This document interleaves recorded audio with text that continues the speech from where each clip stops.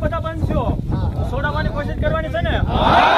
તો આ ગાય હું ક્યાંયથી નહીં નીકળતા હું બેહવાનો છું અને આઈને નો કોથળો રાખીને બેહીશ એનું તો પાણી હું નહીં પીવું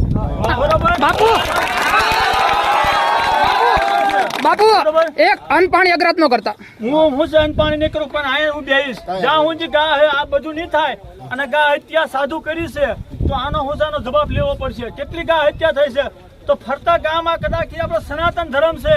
ગાય 33 કરોડ દેવનો વાસ છે ગાયની સેવા કરી મહાન પુણ્ય છે તો સાધુ ઉઠી આ કેટલી ફોહો ગાઉ મરેલી પડી છે